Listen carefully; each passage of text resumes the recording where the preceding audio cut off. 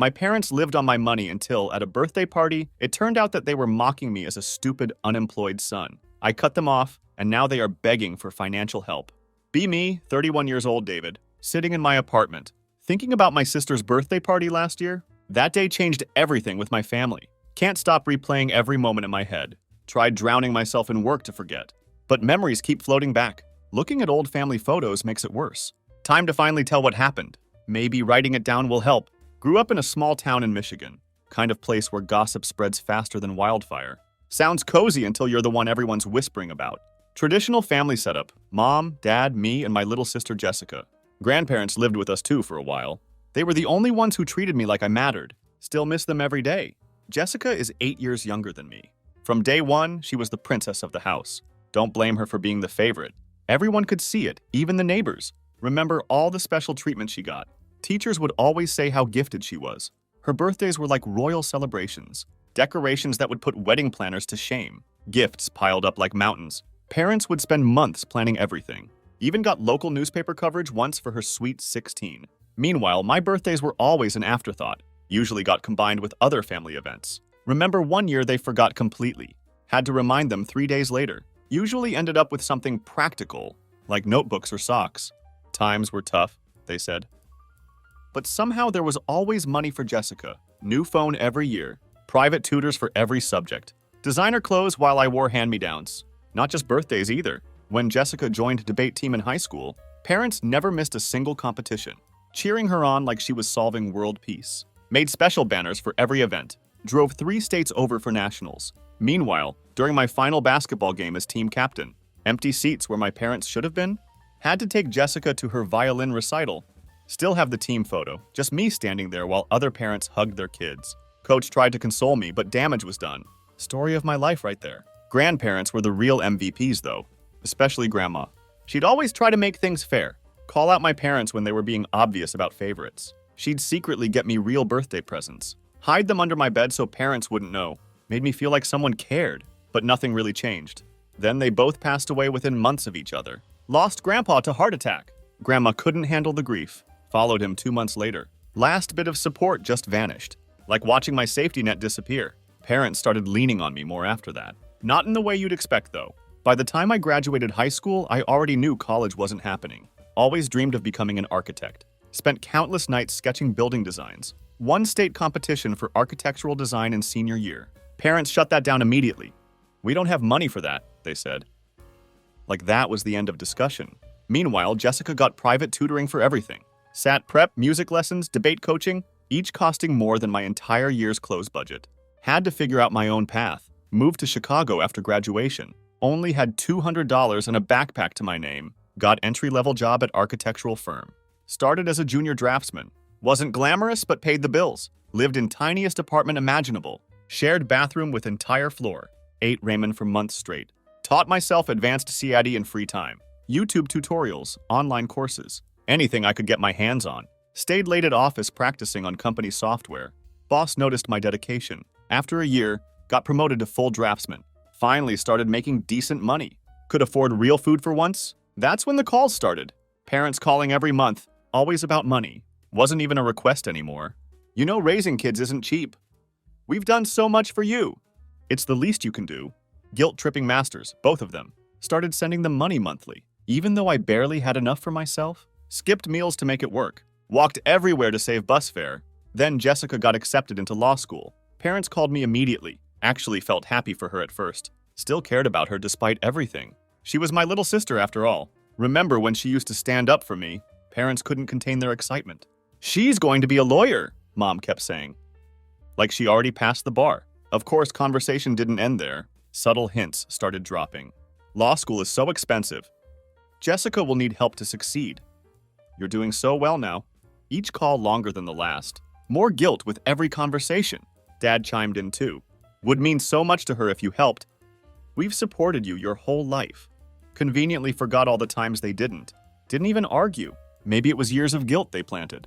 Maybe wanted to believe I was doing right thing. Maybe just wanted them to be proud for once. Jessica had always been kind when we were younger. Stood up for me sometimes when parents compared us. Remember her sharing her birthday cake once. Only time I got more than one slice. Wanted to support her like she supported me back then. That's why I agreed. Ended up covering first-year tuition, admission fees too. Even helped with living expenses. Maxed out my credit cards. Took extra freelance work so she could move closer to campus. Wasn't easy at all. Had to use all my savings. Lived on tight budget for months. Couldn't even afford new work clothes. Boss noticed but didn't say anything. But it felt worth it at first. Jessica seemed genuinely grateful. Called me constantly those first few months, thanking me over and over. Couldn't do this without you, David. Made me feel like hero for once. Remember feeling proud hearing those words. Like sacrifices were finally worth something.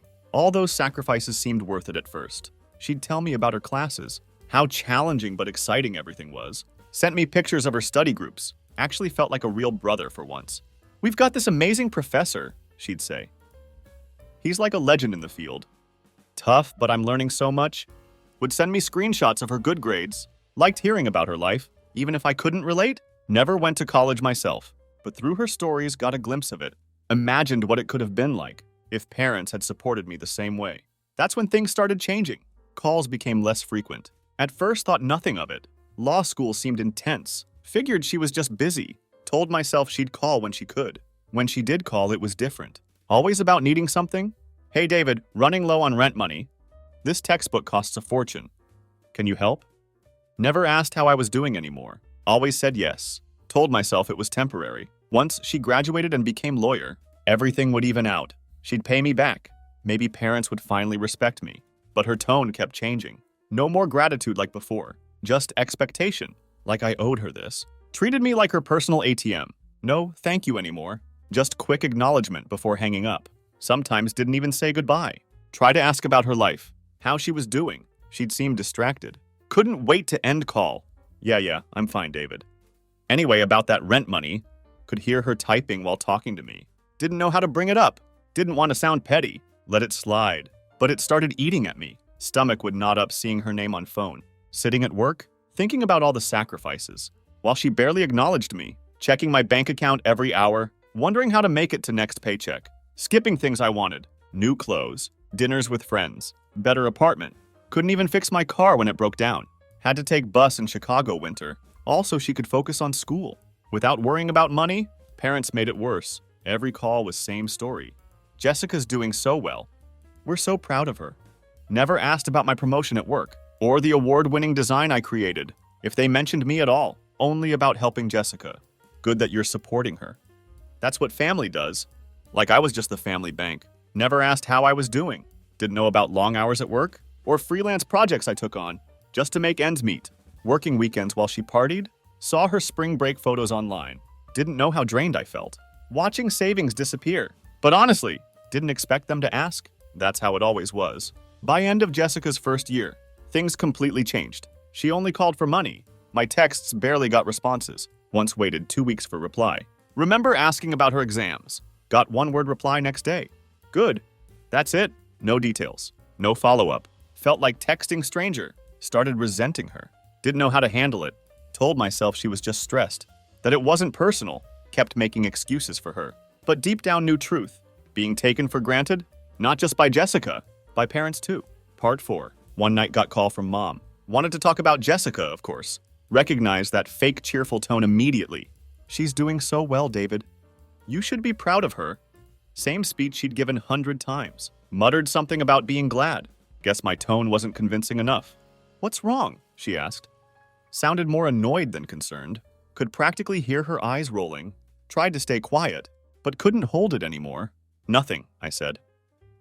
Just feels like all I ever do is give. Been helping Jessica nonstop. Nobody even notices.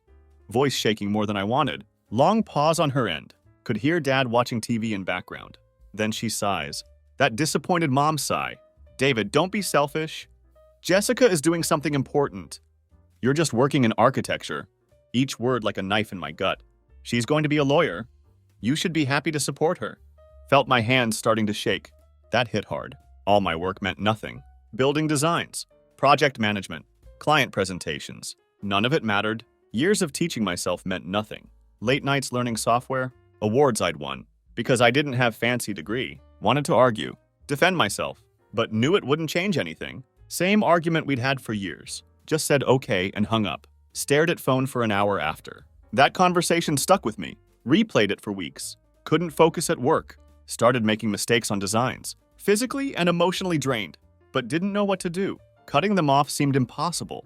They were family after all. Word family felt like curse now. Part of me wondered, how much longer until I broke, started having anxiety attacks, couldn't sleep most nights, then got another call from Mom, few weeks before Jessica's birthday. Recognized her want something voice, unusually cheerful this time. Bad sign, always meant she wanted something big. We're having everyone over? For Jessica's birthday party? Made it sound like royal celebration. Relatives, neighbors, even some of Jessica's friends. Mentioned something about photographer, having whole family together. You'll come, won't you? More demand than question. Wasn't sure at first. Going home always meant drama. Stomach already in knots thinking about it. Wasn't in mood for their games. But she kept pressing. Been ages since we all got together. Guilt dripping from every word. Jessica would love to see you. Don't you want to spend time with family? Classic manipulation tactics. Finally agreed. Mostly to avoid endless guilt trips. Knew they'd call every day until I said yes. Figured might be chance to reconnect. Maybe things wouldn't be so bad. How wrong I was.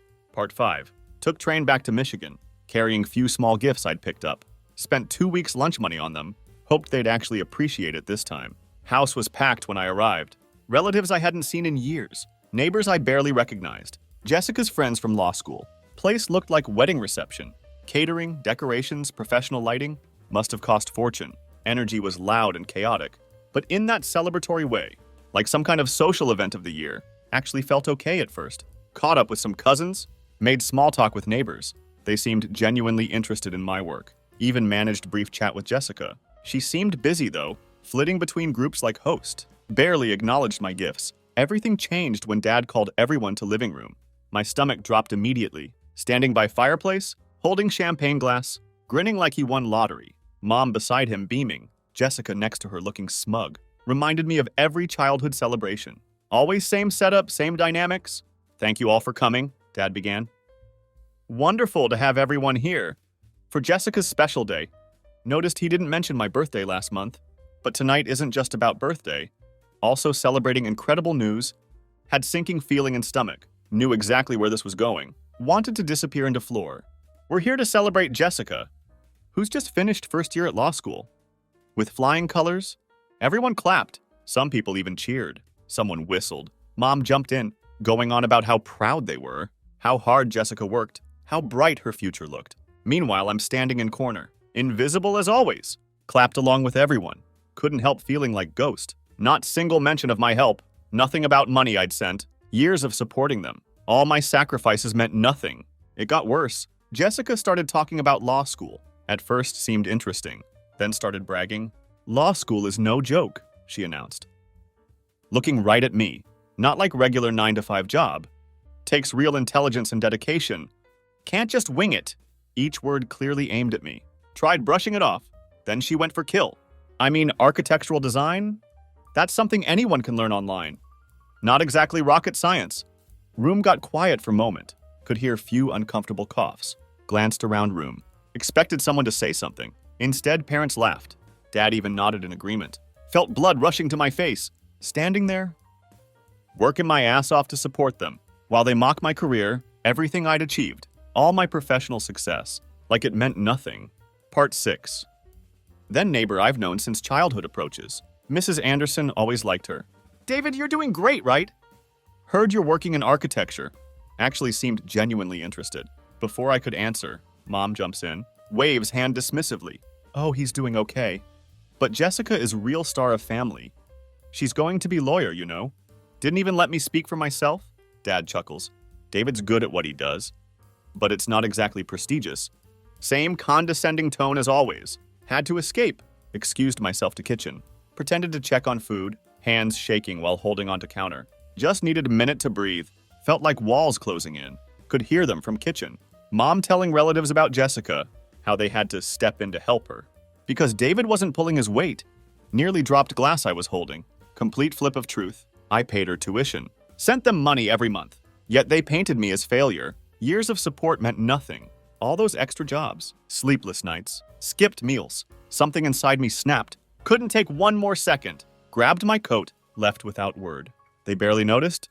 Jessica too busy basking in attention. Parents too busy praising her. Left my gifts on table. Didn't even open them. Walked to train station in dark. Freezing Michigan night, but couldn't feel cold. Too numb inside. After that night, something just switched off, like flipping circuit breaker. Wasn't dramatic movie moment, more like slow realization. Couldn't live like this anymore, sacrificing everything. Getting nothing back, years of bending over backward. Trying to be good enough. For what? To be laughed at behind back? Treated like afterthought? Everything I achieved, all my success, meant nothing to them. Next day, phone started buzzing. Non-stop messages, first from mom, then dad, finally Jessica, all wanting to know why I left party early. Didn't even say goodbye. Mom's text read, like that was worse crime. Ignored them all, turned phone off, needed space to think, but calls kept coming. Eventually picked up. When mom called again, hands shaking while answering. Figured I'd tell truth. Finally, part 7. Took deep breath. Mom, I left because I'm tired. Tired of being treated like I don't matter. Voice steadier than expected. Been helping you all for years. All I hear is how I'm disappointment. You and Dad were laughing about me at party. What's point of helping if that's how you see me? Hands trembling but kept going. Long pause on her end. Could hear her shuffling around. Then she sighs. That disappointed mom sigh. Same one from my childhood. David, you're overreacting. You know how proud we are of Jessica. She's doing something really impressive. We just want to celebrate her achievements. It's not about you. Same excuses as always. Exactly, I shot back. It's never about me. Not even single mention at party. Not once. Voice cracking but didn't care. When people asked about me, you brushed it off. Like my career doesn't matter. Listed every achievement they ignored. I'm done feeling like this. Done sending money. Figure it out without me. Felt weight lifting as I said it. Her tone changed immediately. Like flipping switch. David, don't be ridiculous.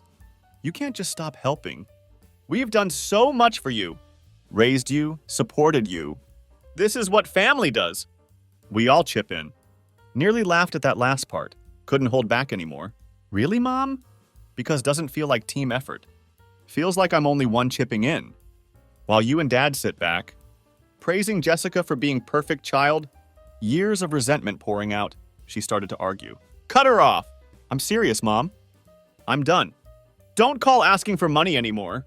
Voice firm, no wavering. Hung up before she could respond. Threw phone across room. Sat in dark for hours. Calls didn't stop though. Dad tried reaching out next. Didn't answer. Blocked his number too. Then got text from Jessica.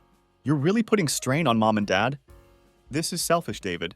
That word again. Always their favorite weapon. Stared at message for long time. Trying to decide whether to reply. Finally did. Selfish, really? If anyone's selfish here, it's you. Her response came instantly. I didn't ask you to pay my tuition. You chose to do that. Don't blame me for your decisions. Each word like ice. That was moment. Realized how far apart we'd drifted. Nothing left of sister I once knew. Blocked her too. Knew wasn't permanent solution.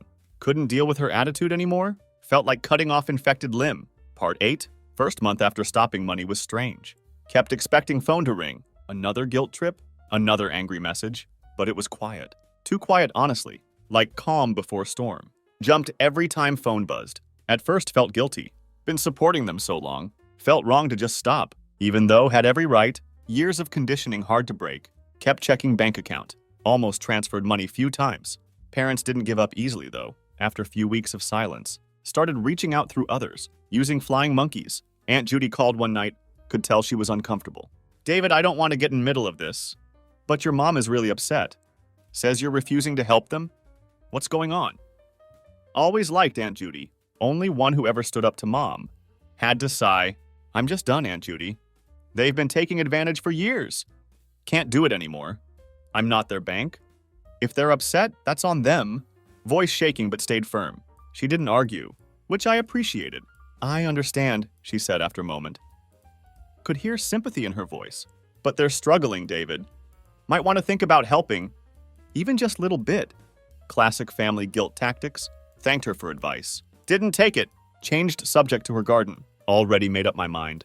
No going back now. Started seeing things clearer. Once you stop giving in to people who take you for granted. Like fog lifting from eyes. Started thinking about all times. I'd bent over backward for family. How little they'd done in return. When I moved to Chicago, they didn't help at all. Not even ride to train station. Had to take taxi with all my stuff. When I got first promotion, they didn't celebrate, didn't even remember what position was. But when Jessica got into law school, it was like second coming.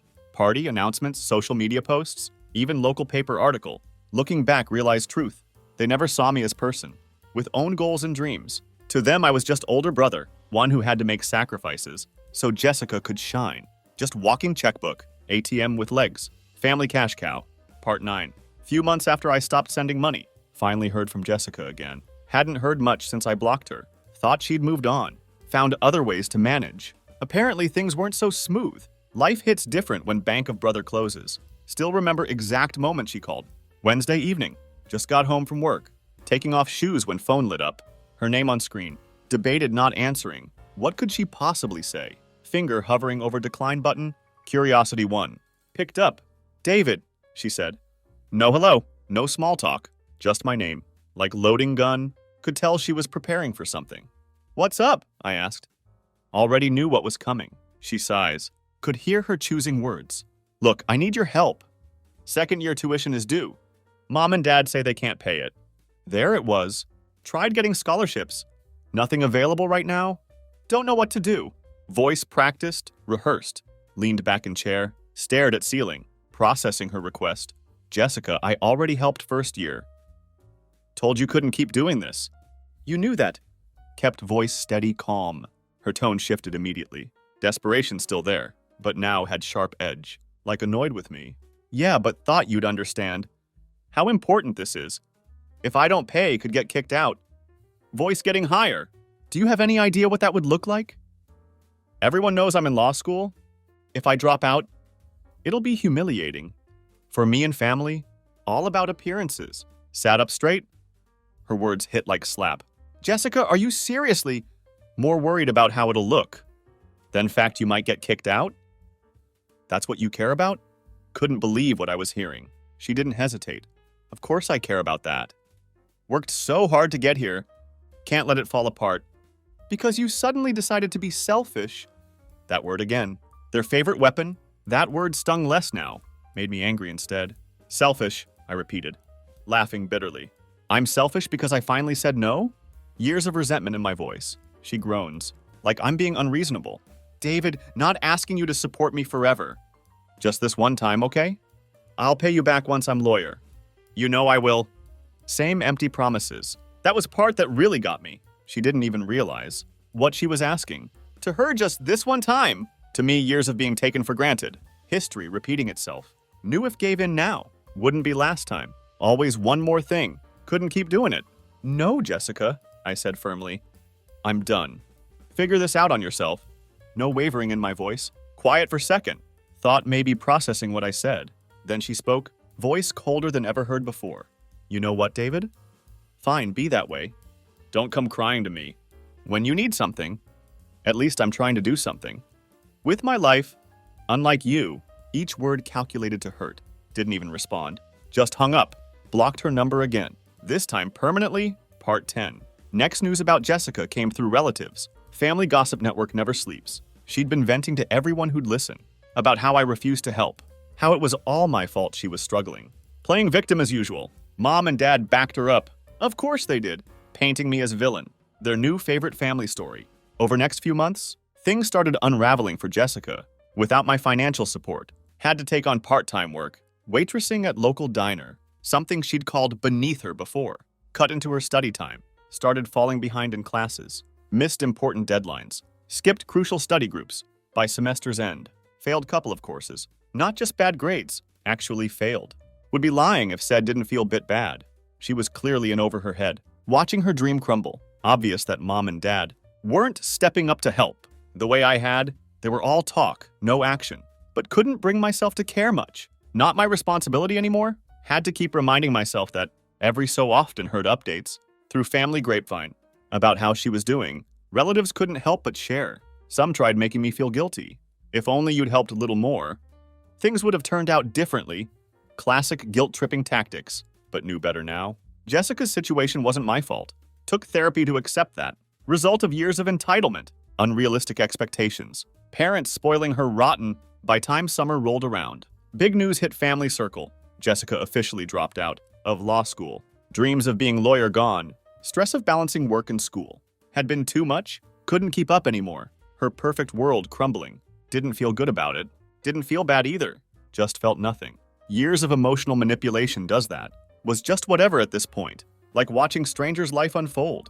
After Jessica dropped out, things started spiraling for whole family. Wasn't directly involved anymore, but updates came through anyway. Various relatives, mutual acquaintances, small town gossip machine. Didn't go looking for information, just had way of finding me. Small towns are like that.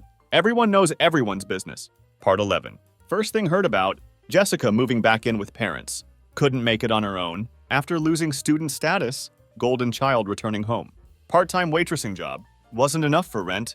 Without being enrolled, lost scholarship eligibility. Everything falling apart.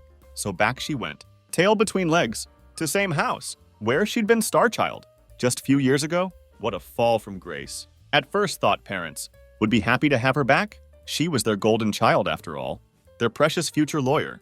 But from what heard, things weren't exactly smooth. Understatement of year. Jessica had grown used to living on her own, wasn't thrilled about. Being under their roof again, freedom tasted hard to forget. Clashed with them constantly. About money, about house rules, about everything. Daily screaming matches. One of old neighbors, Mrs. Thompson, ran into me at grocery store. Was visiting friend in town. Filled me in on details. She loved gossip. Didn't care if it was her place. Classic small town busybody. David, don't mean to pry. Which meant she absolutely did. Been hearing some arguments. Coming from your parents' house. Everything all right over there? Concern in her voice not entirely fake. Just shrugged. Tried seeming indifferent. Wouldn't know, Mrs. Thompson. Haven't talked to them in a while. Kept voice neutral. She gave knowing look. Didn't believe me, but kept going anyway. Well, it's just that Jessica seems to be struggling a bit. See her around town sometimes. Doesn't look too happy. Understatement of century. And your father? Let's just say he's not his usual cheerful self. More screaming than usual. Next big update came from Aunt Judy. Called me one evening, her voice heavy with concern. Hadn't spoken much since everything went down, but she was always one who tried mediating conflicts. Family peacekeeper. David, she started. Just wanted to let you know. Things getting tough for your parents. Could hear worry in her voice. Leaned back in chair, already bracing for guilt trip. What's going on? Part of me already knew. Part 12. Well, Aunt Judy continued, drawing out word. Your dad lost his job. Few weeks ago. Some kind of incident at work. Don't know full story. Something about workplace violation. Had to resign. More like forced to resign. And your mom, bless her, been trying to pick up more hours. At grocery store. But it's not enough. Could hear strain in Aunt's voice. Didn't say anything right away. Part of me felt bad. Losing job never easy, especially at their age. Dad was pushing 60, but another part thought, maybe this was karma, finally catching up. Years of treating people badly. Just thought you should know. Aunt Judy continued. They're really struggling to make ends meet. And with Jessica back home, well, it's been hard on everyone. Classic understatement. Took deep breath before responding. Appreciate you letting me know, Aunt Judy. But there's nothing I can do. Already done more than fair share. Voice firmer than expected. She didn't argue after that. Always more understanding than others. But call left me feeling uneasy. Wasn't second-guessing decision, but hard not to think. About how things got here. Family falling apart. As months went by, started hearing more about things falling apart at old home. Like watching train wreck in slow motion. Dad, once breadwinner, now struggling to find work. Incident at work serious enough. Made it hard to get hired anywhere. Something about harassment. Nobody would touch him. Meanwhile, mom burning herself out. Trying to pick up slack. Working as many shifts as possible. Looking 10 years older. Then there was Jessica. Wasn't working much. From what heard. Spent most time at home, playing video games. Scrolling through social media. Living in parents' basement. Gone from being golden child to 20-something failure. Living in parents' basement. Could only imagine how that affected her ego. Former star now fallen. Wasn't long before neighbors started noticing tension. Mrs. Thompson wasn't only one who'd heard arguments. Whole street talking now. Apparently loud enough to draw attention. From half the street. Windows always open in summer. One of my cousins told me Dad and Jessica got into it. One night. Screaming at each other. So loudly that someone actually called police. First time ever at that house. Part 13. They didn't do anything, my cousin explained, but it's pretty bad over there. David, I don't blame you. For keeping your distance? Could hear genuine concern in his voice. Final straw came when Dad tried reaching out directly. Didn't expect that. Called from unfamiliar number. Probably because I'd blocked his usual one. Classic dad move. At first didn't recognize his voice. It was hoarse and tired. Like he'd aged 10 years in just a few months. Never heard him sound so defeated. David, he said. Tone softer than expected. Know we've had our differences, but need to talk to you. It's important. Voice almost breaking. Didn't say anything right away. Waited to see where this was going. Heart pounding in chest. We're in a bit of tight spot, he continued, wondering if you could help us out. Just until I get back on my feet. Same old story. Closed my eyes, trying to keep frustration in check. Hands gripping phone tight. Dad already told you. I'm done. Can't keep bailing you out. Voice steadier than felt. Not asking for much, he said quickly. Just enough to cover bills. For a couple of months? Please, David. We're your family. That word again? That word, family. Always their go-to. When they wanted something, like magic spell they thought would work. I'm sorry, I said. Voice firmer than expected. Surprised myself with strength in it. He tried to argue. Hung up before he could get too far. Blocked this number too. Knew if let him keep talking. Would start feeling guilty again. Couldn't afford to go down that road. Not after everything. Needed to stay strong. For my own sake, for my own survival. That was last time I spoke to any of them. Door finally closed. Part 14. Been almost a year since cut ties with my family. Honestly feel like completely different person. Like weight lifted off shoulders. When think back to last birthday party, where I was. Stressed? Broke. Constantly worried about disappointing people who never cared about me. Living on edge of panic attack. Can hardly believe how far I've come. Like different lifetime. Not like everything perfect now. But first time in life, feel like I'm in control. Finally breathing freely. After stopped sending money to family. Suddenly had all this extra breathing room. Financially speaking. Was strange at first. Didn't know what to do with money. Been living paycheck to paycheck. For so long, didn't even know what to do. With extra money. Kept checking bank account. Couldn't believe numbers were real. First few months, saved as much as possible. Just in case something unexpected came up. Trust issues don't disappear overnight. But as savings grew, realized could finally start. Doing things for myself? Permission to live my life. Small things at first. Better chair for desk. New clothes that actually fit. Little upgrades to apartment. First time bought new sheets. Got actual matching towels. Nothing extravagant. But felt good. To finally invest in myself. Each purchase felt like victory. Work became huge focus. This past year. Made some big strides. Finally could concentrate. Not long after everything went down. Got promotion at company. Boss noticed the change in me. Now leading small team of architects. Working on project that could really put us on map. Design for new city museum. It's exciting, but also a lot of pressure. Biggest project of my career. Funny thing is, handling pressure better than ever thought I could. Mind clearer now.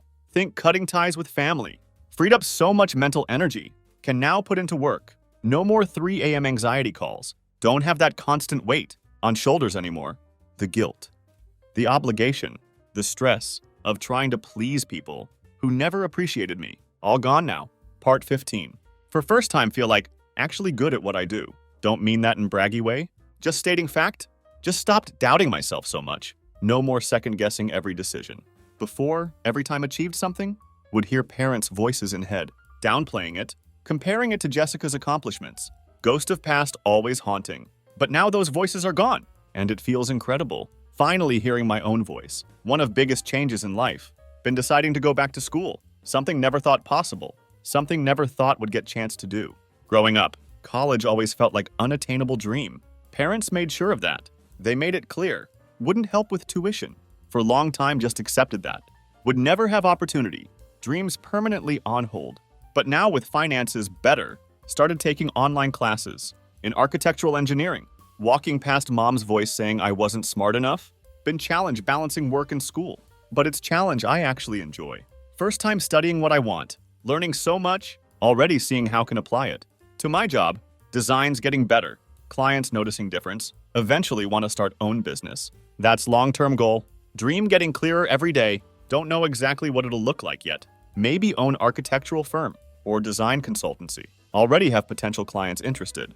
But idea of being own boss, really motivating me. No more answering to others. Socially, things been different too. Cutting ties with family hasn't been easy to explain, especially to new friends or coworkers. Always awkward conversations. When someone asks about family, usually give vague answer. We're not really in touch. Change subject quickly. Most people don't push further, but every now and then, someone will ask why not. Can see concern in their eyes. Hard to sum up years of dysfunction in single sentence. How do you explain lifetime of manipulation? Sometimes just say, we had different priorities. Leave it at that, better than telling whole story. But truth is, don't really care what people think about it anymore. Finally free of that burden. Used to feel ashamed, like failed as son, or as brother. Society's expectations weighing heavy. But now realize, walking away was best thing could have done for myself. Saved my own life, really. Part 16. As for my family, haven't heard much recently. Silence is deafening sometimes. For while there were occasional guilt trips through relatives, flying monkeys never stop. Aunt calling to say mom was struggling. Cousin asking if I'd consider helping Jessica again. Same old manipulation tactics. But eventually those calls stopped. Even they gave up. From what gathered, things haven't improved much. Karma has long memory. Dad still hasn't found steady work.